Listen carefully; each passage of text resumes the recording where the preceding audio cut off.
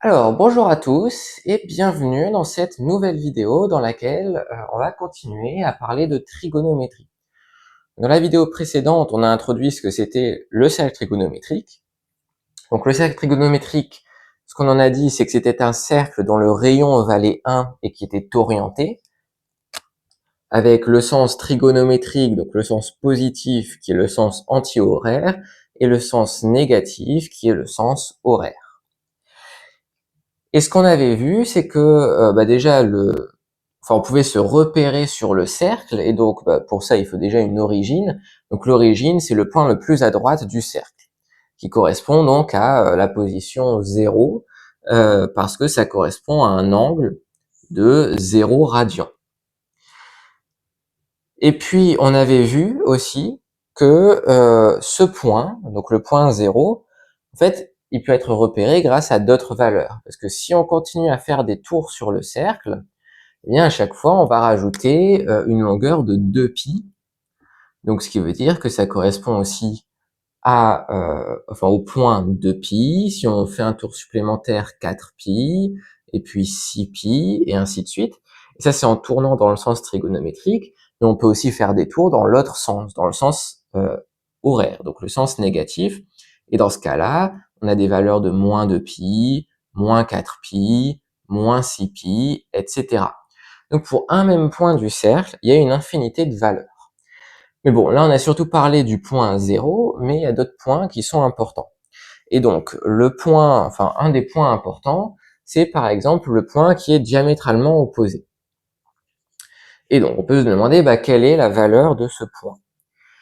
Eh bien la valeur de ce point, si on réfléchit un petit peu, quand on fait un tour complet, eh bien on parcourt une distance de 2π, ce qui correspond à un angle de 2π radians. Mais là, ici, si je m'arrête là, en fait, je ne fais qu'une moitié de cercle, une moitié de tour. Et la moitié de 2π, eh bien, c'est π. Donc ce point-là, il correspond à π radians. Mais de ce fait-là, là, c'est en faisant la moitié d'un tour. Mais si je fais un tour et demi, ça correspond à 2π, un tour, plus π, la moitié d'un tour. Donc ça correspond aussi à 3π. Et puis si on fait un tour supplémentaire, ça correspond à 5π. Et ainsi de suite. Donc encore une fois, mais ça de toute façon on l'avait dit, on a un autre point qui correspond à une infinité de mesures d'angle en radians. Et puis donc ça c'est en tournant dans un sens, mais je pourrais très bien tourner dans le sens négatif. Donc dans ce cas-là, ce point il correspondrait à moins π, mais il pourrait aussi correspondre, si on fait un tour supplémentaire, à moins 3π ou à moins 5π, etc. Donc là, on a fait les points les plus à droite et les plus à gauche. Il y a d'autres points importants du cercle, c'est ceux qui sont tout en bas et tout en haut.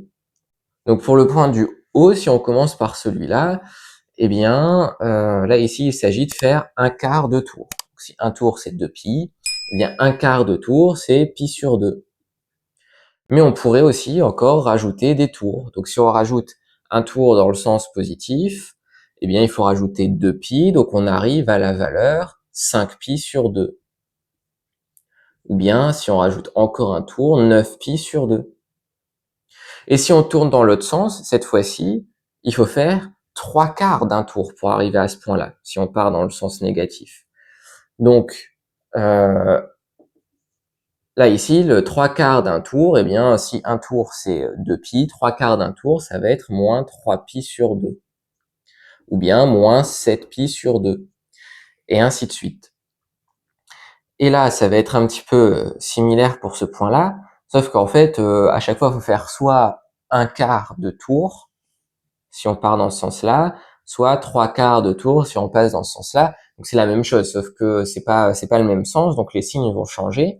Et donc là, on va avoir 3π sur 2, ou 7π sur 2, ou 11π sur 2, si on tourne dans ce sens-là, donc en faisant 3 quarts de tour et puis des tours supplémentaires ensuite. Mais c'est aussi moins π sur 2, moins 5π sur 2, et ainsi de suite. Donc voilà.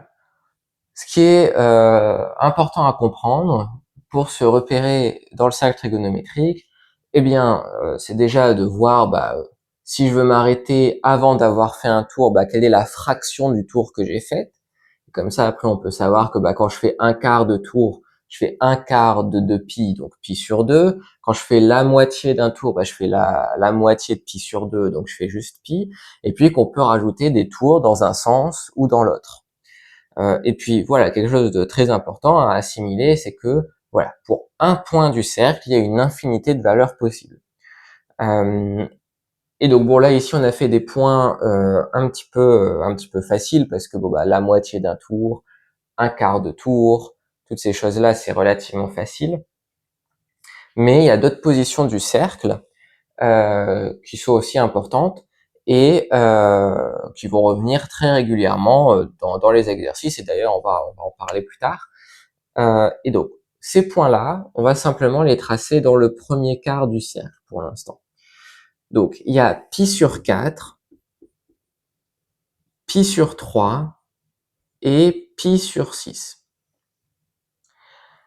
Donc pi sur 4, c'est la moitié de pi sur 2.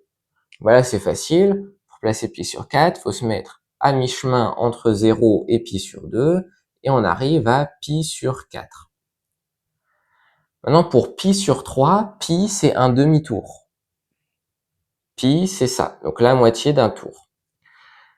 Donc pi sur 3, c'est un tiers de ça. Donc si on divise en 3 parties égales, ça fait à peu près ça comme division. Un petit peu plus bas ici. Et donc, on arrive à pi sur 3 qui est ici. Et pi sur 6, maintenant qu'on a pi sur 3, ça va être assez facile parce que pi sur 6, c'est la moitié de pi sur 3. Donc là, si on prend la moitié de cet arc de cercle-là, on va se retrouver à peu près ici. Mais ça, après, en fait, on peut reporter un petit peu l'équivalent de ces positions dans les autres parties du cercle. Parce que, par exemple, maintenant qu'on a qu'on a pi sur 3, on peut facilement placer 2 pi sur 3. Parce que, faudra juste faire une sorte de copier-coller, et puis de ce fait-là, on arrive à peu près ici. Ou bien 5 pi sur 4, par exemple. Là, on a 1 pi sur 4, donc là, 2 pi sur 4, 3 pi sur 4, 4 pi sur 4, 5 pi sur 4. Et on peut faire pareil, par exemple, si on veut placer moins pi sur 6, là, au lieu de faire pi sur 6 dans ce sens-là, on le fait dans l'autre sens, et on arrive à peu près ici.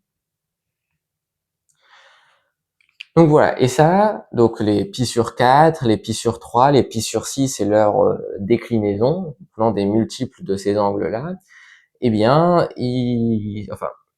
ce sont des angles qui reviennent très souvent, donc il faudra être capable de les placer assez facilement et d'avoir une bonne idée très rapidement de où ils sont sur le cercle. Mais ça, bon, on s'entraînera dans des prochaines vidéos. Pour celle-ci, on va s'arrêter là. Donc j'espère qu'elle vous aura été utile d'une manière ou d'une autre. Si c'est le cas, vous pouvez laisser un j'aime à la vidéo et puis vous abonner à la chaîne. Et puis je vous dis à très bientôt pour de prochaines vidéos.